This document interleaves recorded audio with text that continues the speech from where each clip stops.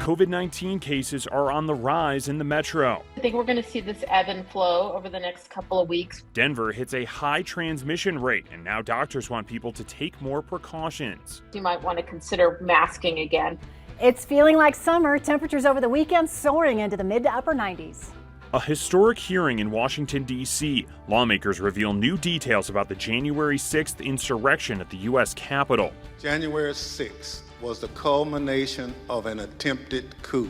Plus, a girl forms a special bond with an Avs player. Alex is Alex to her. Like, he's not some, famous hockey player. He's Alex. It's her buddy. Now she'll get the chance to see him play in the Stanley Cup Finals.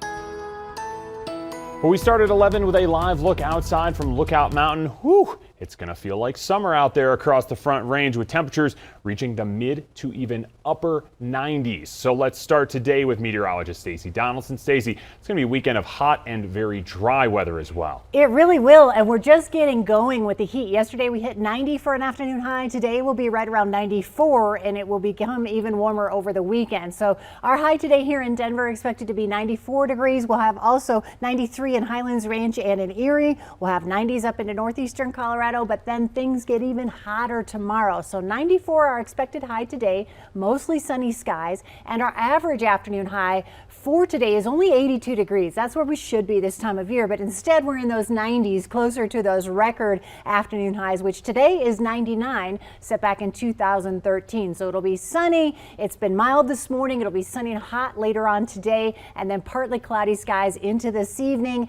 And we're looking forward to a nice, cool evening tonight, but then things really warm up over the weekend. I'll have that complete forecast coming up. All right, Stacey, thank you.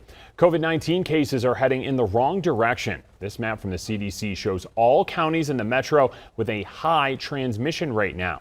UC Health is recommending people wear a mask in large crowds, especially indoors. Doctors say being vaccinated and boosted decreases your chance of getting very sick and helps make sure we don't overwhelm our healthcare systems.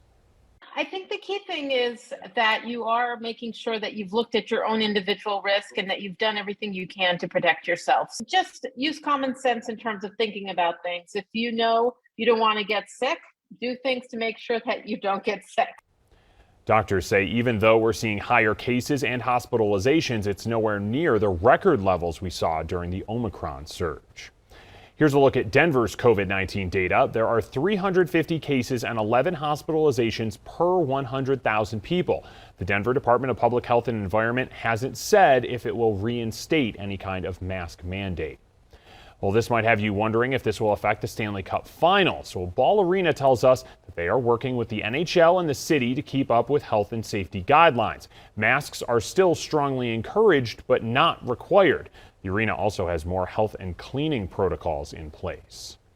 Children under the age of 5 could start getting COVID-19 vaccines later on this month. The FDA and CDC first need to review data on Pfizer's and Moderna's vaccines. That will happen next week, but the agencies are expected to get sign-off on those vaccines. Kids who are vaccinated are far less likely to get seriously ill from COVID. They're far less likely to end up in the hospital or in the ICU. And they're far less likely to get complications of COVID. The White House says the vaccine rollout could start in about a week and a half. Well, travelers coming into the U.S. will no longer need to take a COVID-19 test one day before their flights. The Biden administration is lifting the requirement starting Sunday because the CDC says it's no longer necessary. The CDC says it will reevaluate the need for a testing requirement every 90 days. We're learning new details about what happened during the January 6th Capitol insurrection. A House Select Committee held a primetime public hearing last night. They tried to make their case that former President Donald Trump is directly responsible for that attack. Jay O'Brien reports from Washington. To a primetime television audience, the House Select Committee investigating the January 6th attack on the Capitol, methodically laying out the results of its 11-month-long investigation.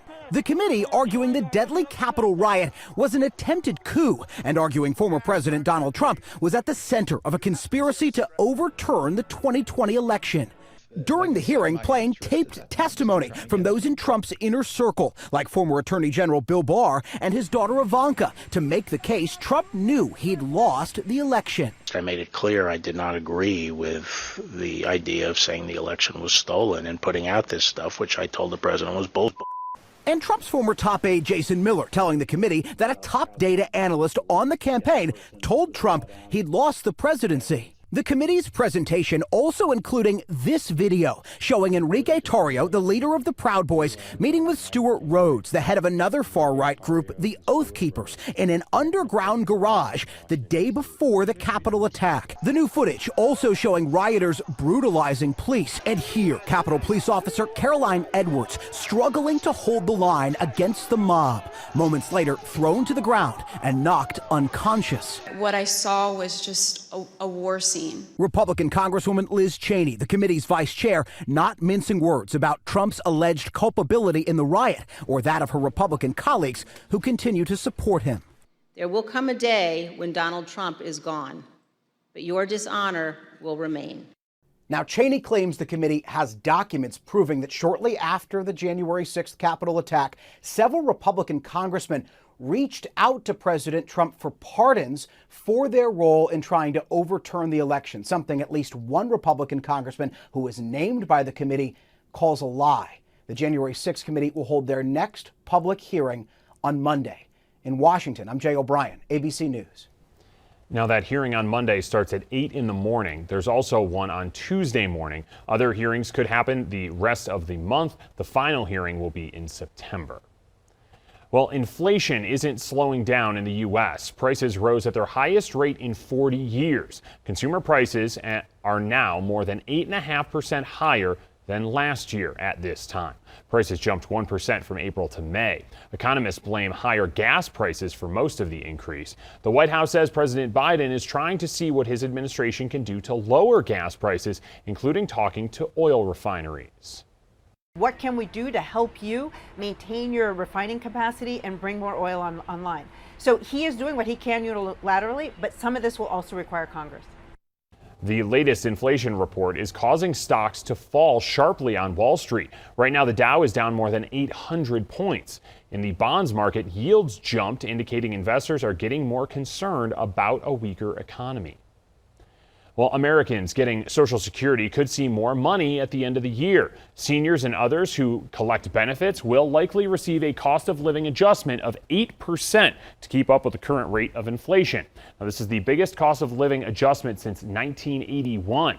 The increase won't take effect until December, with the updated benefits paid out starting in January of 2023.